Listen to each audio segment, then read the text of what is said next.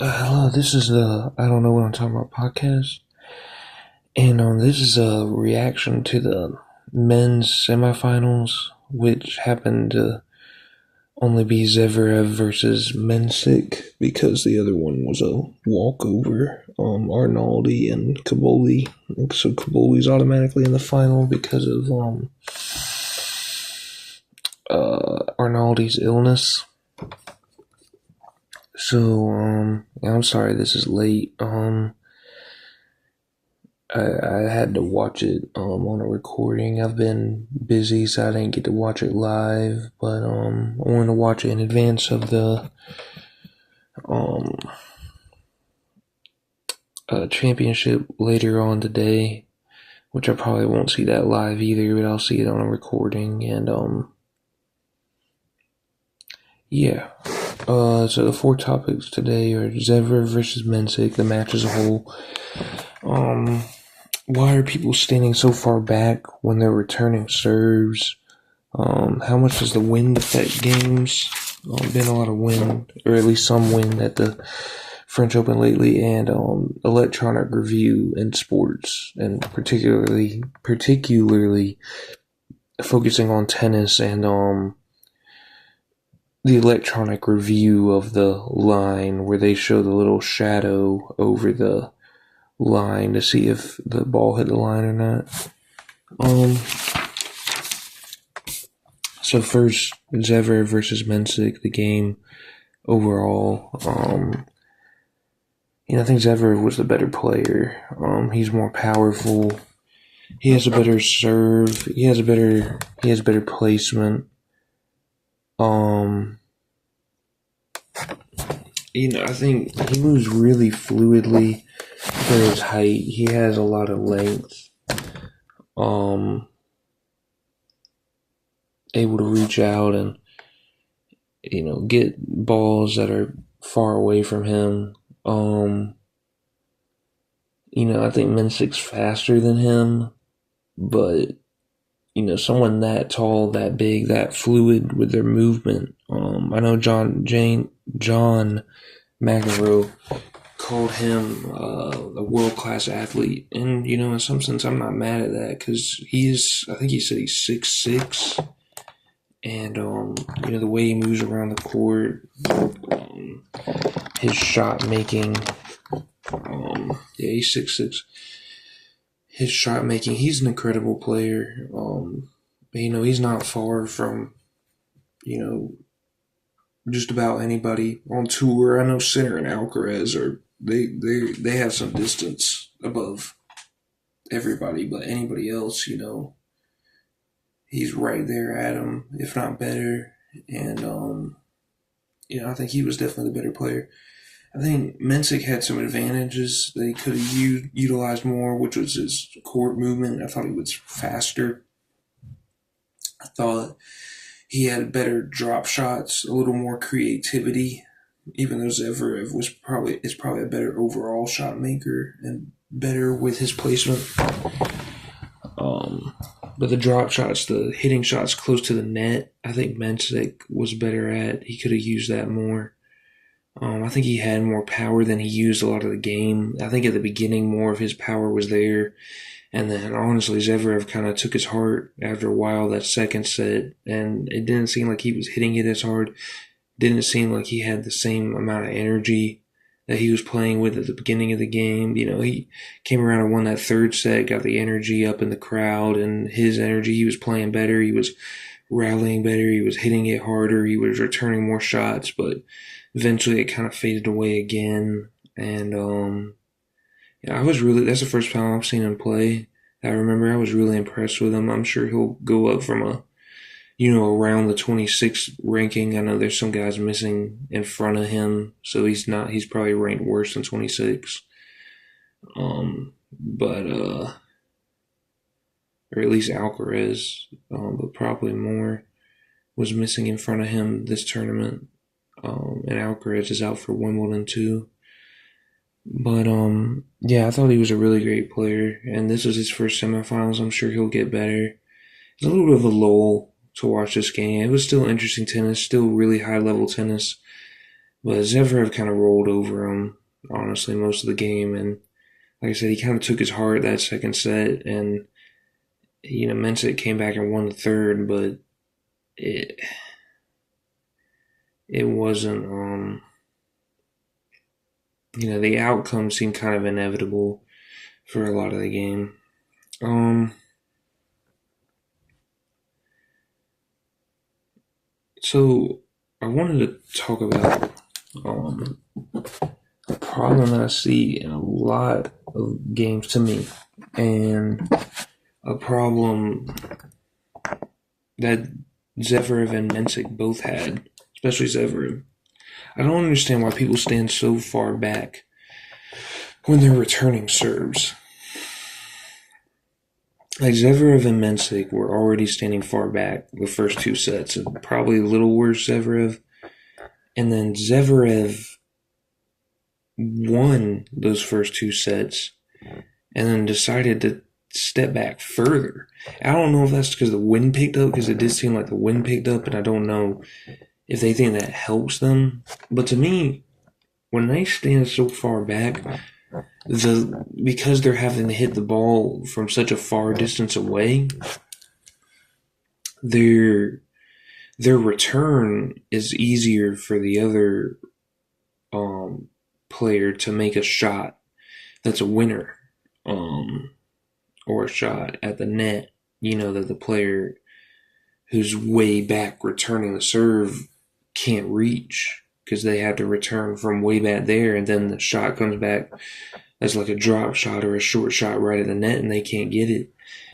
And I don't understand. I've seen so many players that are so good that can definitely handle the other person's serve, stand way back there, and it hurts them, because that's what you're thinking. You're thinking like, that's why people would stand so far back, because they can't handle the person's serve, and you have a better chance the further back you stand back. And that makes sense if you're facing someone way more powerful than you and you just can't handle their serve. Both players could handle the other player's serve, especially Zverev towards Mensik, and he was standing to the wall the third and the fourth set. And I just think that you having to recover, you having to work your way back up to the line while making sure you don't come up, too fast or too carelessly, that you let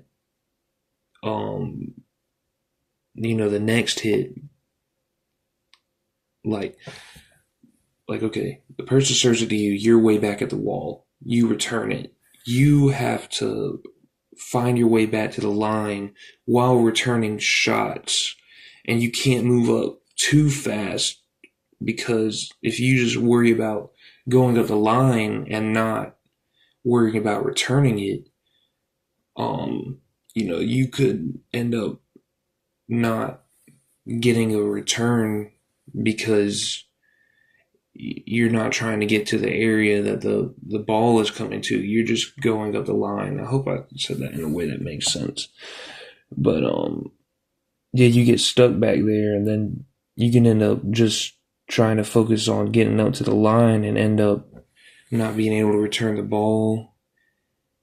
And or they could hit it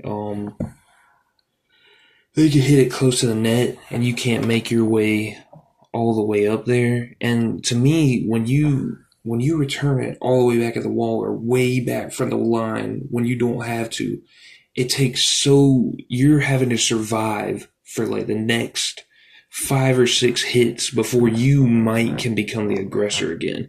It puts the server, which the server is usually in a spot where he can be the aggressor. I think that's a lot. I mean, part of the reason why people win games when they're serving is because they're serving and they hit aces, or they hit serves that the other player can't return. But part of the reason is the server gets to be the aggressor. He starts out hitting the serve and kind of dictating how it's going to go and hitting an aggressive hit. And the returning player usually can't hit a shot that can be a winner, he has to hit a shot to survive just to get it over the net. And that usually sets up the server to hit another winner type shot. Well, if you stand further back, it makes it even worse. It takes more time. It takes more surviving shots just that you have to get over the net. For you to finally get in a situation where they have to hit a surviving shot and you can start hitting winners. It just makes it more at a disadvantage, makes you more defensive and not aggressive.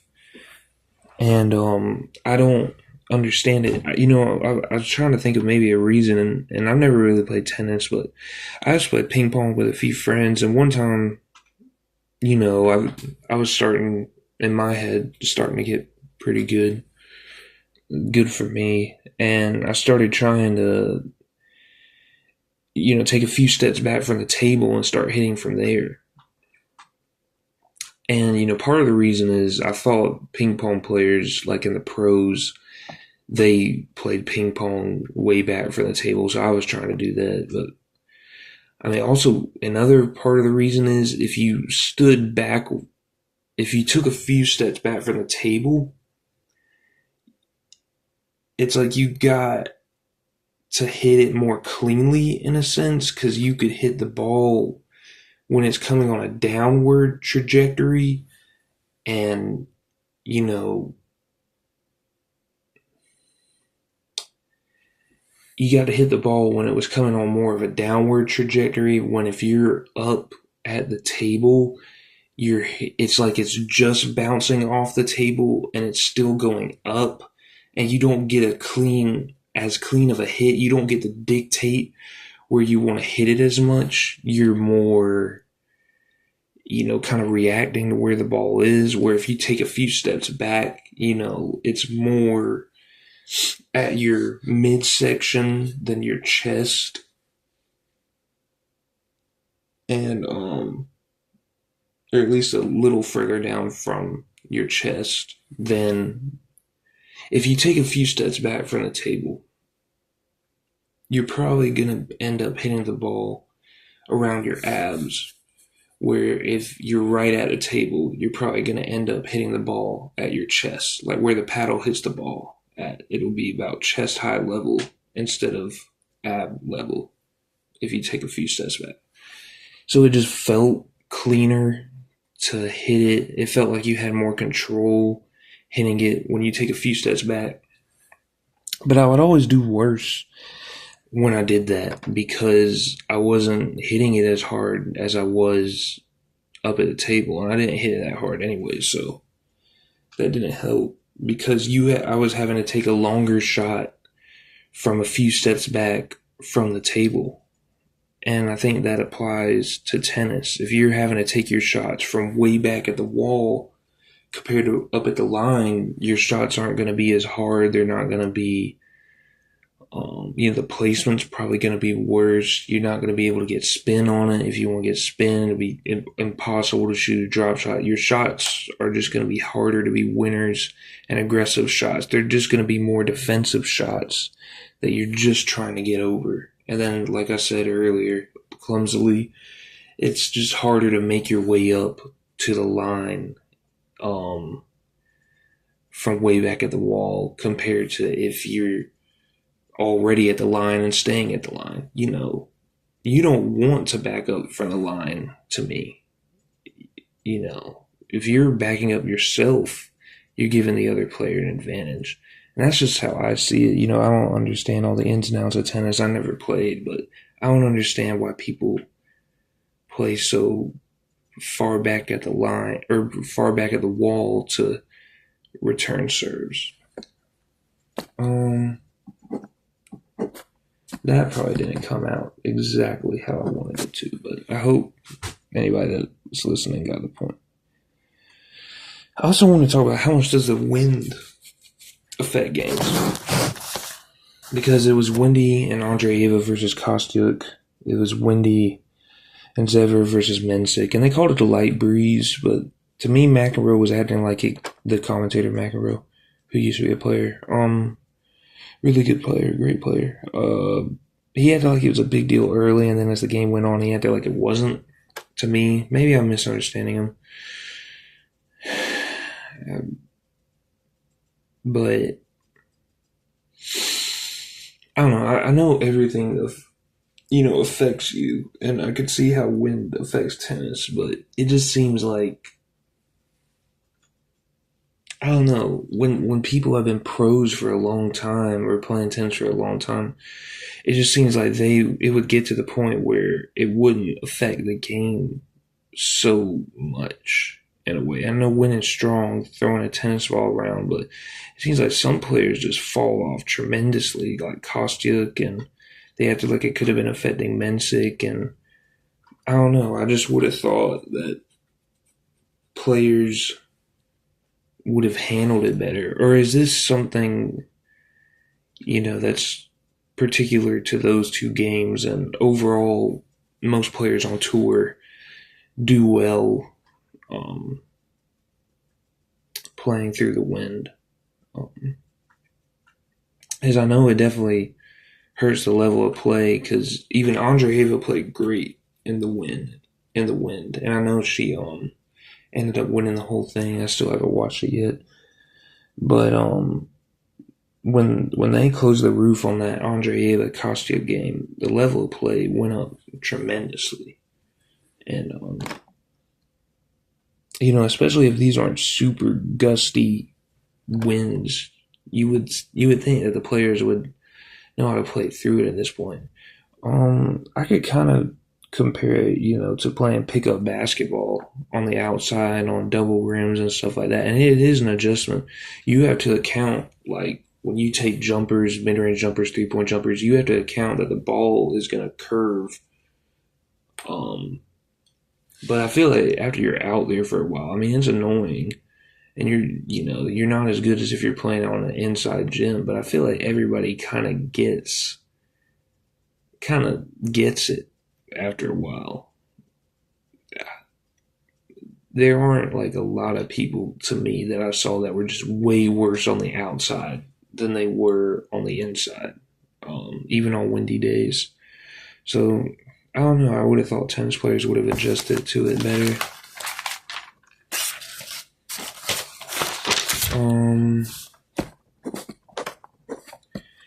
I also wanted to talk about. I don't know. Tennis commentators are rough to me. They act like every underdog can't win in a way. I mean, they don't say, but they kind of do say that in a way. Like when Mensik was down, he lost the first set 7-5, and he was down one game in the second set. You know, McEnroe was acting like he just had this huge hill to climb, and I don't know. I mean, I didn't really see that. Um, at that point, the game was still really close. He was saying at the end of the game, this will all be over in just a few sets, for Mensik, like, he was going through agony, and they're just more blunt. And, sometimes that's a good thing. Sometimes that can lead to honesty that needs to be said, and then players can adjust. But sometimes I just feel like it's just not true. Like, to me in tennis, I mean, a lot of upsets happen. A lot of people that people have never heard of come on the tour and just run um, through it. Like the girl that, not Andre Ava, but the other girl that got to the championship of the French Open, she was ranked 114, I think.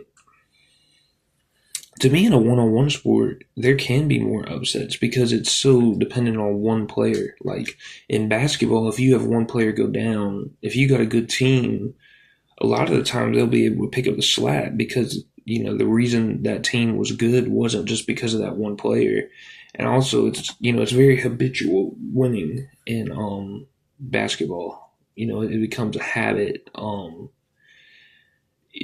of like I was saying on the other podcast, on the last podcast with the Knicks, and I think the podcast before that, hitting the shots that you had to hit, and the clutch moments that kind of becomes habitual. If you're a winning team, doing the right things, being in the right places on defense, that becomes habitual. And just having a mindset that you don't, you think you're a good team and you can win, and you should win. Um, all that becomes habitual. So even if your best player goes down, if you got a good team, they can often pick up the slack and still win. In tennis, you got a player that's hurt. You got a player whose mental isn't right. You got a player who's sick. You got a player who's in a slump, has the yips, I think they call it. It's up to that one player to figure it out. You don't have anybody else there to help them. So to me, I think that's why a lot of upsets happen in tennis because, I used to have a coach in JV high school tell me you can't rely on just one player. Well, in tennis, you kind of are. You're relying on that one player. And I don't think it's true how they make it like no upsets can happen all the time, because it does happen all the time. Like all the time. Like the semifinals was just 2 versus 26 and 10 versus unseeded. So I don't know why they're so harsh sometimes. Comebacks happen all the time. But it's just like because other sports are bad about it too. Um, and I know, like, first things first, Nick Wright was saying this playoff, um, through these playoffs, he was saying that it always happens that we think after one team beats another team that there's no way the other team can win within a series. And it does. Like every single time, even in a 7-game series where it goes back and forth, back and forth, back and forth, it's just like so much recency bias that after one team beats the other team, you don't think the other team can beat the other team.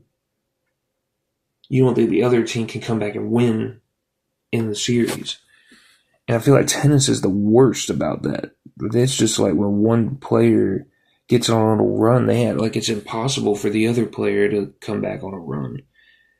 And I don't know. I mean, it's their sport. They can run it how they want to run it. But I don't know. I just don't think it's true, their mindset all the time. Because I know they didn't think about it like that when they were players. And a lot of the commentators are players. Not the play-by-play, but the color commentators. So,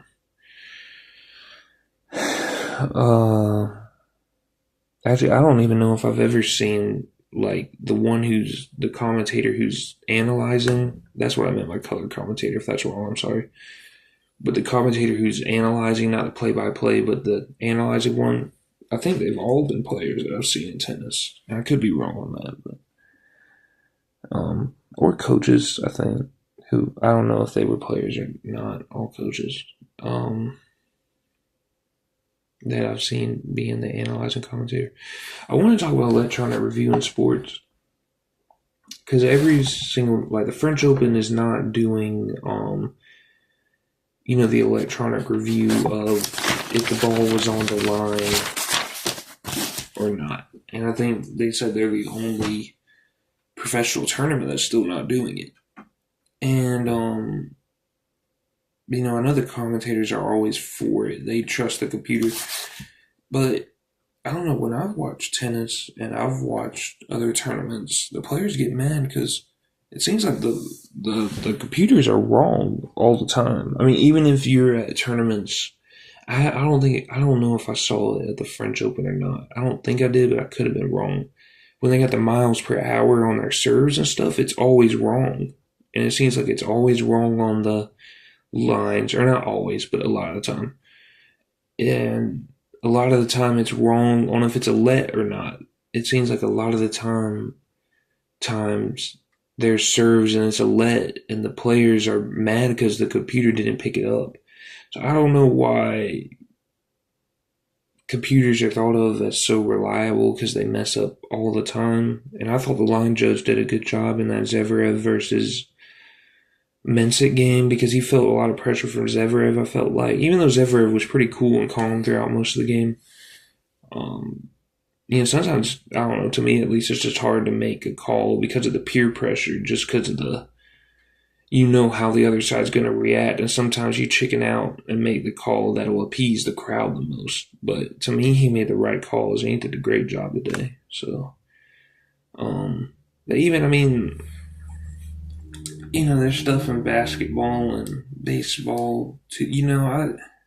I don't really like the ball strike review. I know it's going great so far. Um, I I just like to leave human error in there sometimes, honestly, and the computer could be wrong too. I mean, there's no telling how many times the computer's been wrong so far. And I know there are big calls that um get missed by human umpires, and that makes it a big deal. And that's usually why stuff like this happens. There's like or to me, there's like one um incident where it's like, oh, now we got to have electronic review because this cannot happen again. And I don't know. A lot of times it ends up messing things up. Like,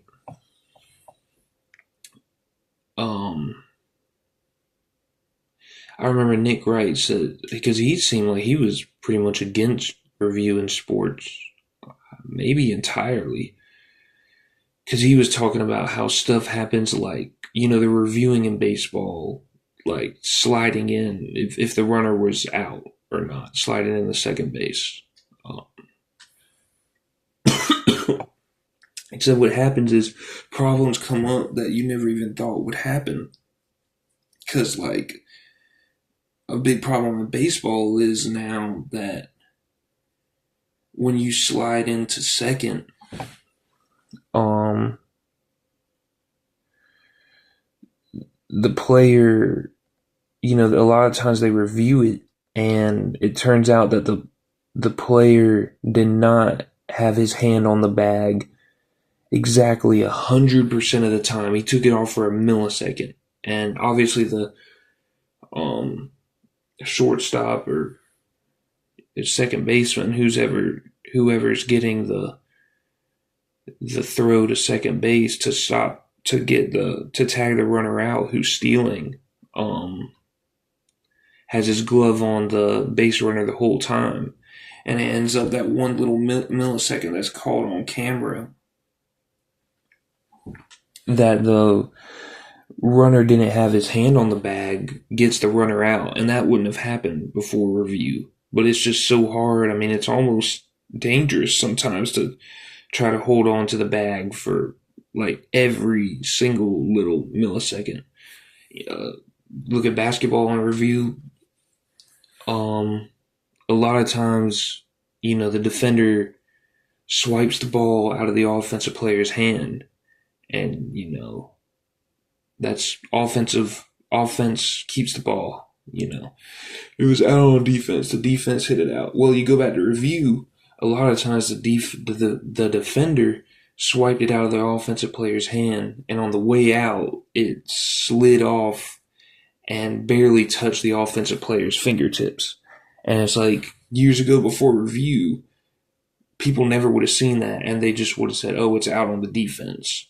So, I mean, there's a lot of problems that come up with electronic review, and I'm not against all of it, but I like the line judge to make the calls, especially when you got umpires and line judges, and you start taking away their jobs. I don't know. I don't really like that as much. I don't like the ball strike thing. I don't like the line thing. I think there's way too much review in basketball, especially for flagrant fouls. I feel like they're too harsh on what a flagrant foul is. I think they should lax up a little bit. And I realize they want to keep the game under control, but some of the flagrant fouls should not be flagrant fouls to me. Or if, they shouldn't be flagrant twos. They should be flagrant ones. But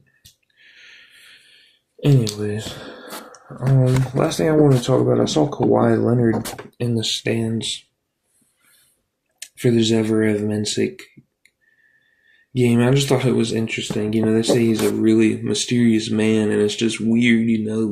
You got all this aspiration scandal. I think that's revving back up again in the news. I don't know if they're ever, if they're going to come to a decision on that or not. If they have concrete evidence that he did it, or enough circumstantial evidence that he did it, as far as being paid extra money by the Clippers through a fraudulent business. Um, but it's just like he's just chilling over in France for some reason, watching Zverev Mensik game, which, I realize Zverev is, number 2 seeded player this tournament, and I think number 3 ranked player in the world. So he's a big name, but as far as like pop culture, he's not a Djokovic, he's not a Alcaraz, he's not a even Kyrgios or Sinner. He's not as big of a name, and Kawhi Leonard is just over in France watching him, and I don't know. It's just Kawhi's a funny guy to me, and that was I don't know. It was kind of funny to see that he's back in the news again. There's talk of him getting traded, and for some reason he's over in France watching a Zverev Mensik match. He doesn't make public appearances, but that's the appearance he makes, and he makes it there, and he makes it now. So, and that's about it for this podcast. Thank you for anybody that listened, and have a good one.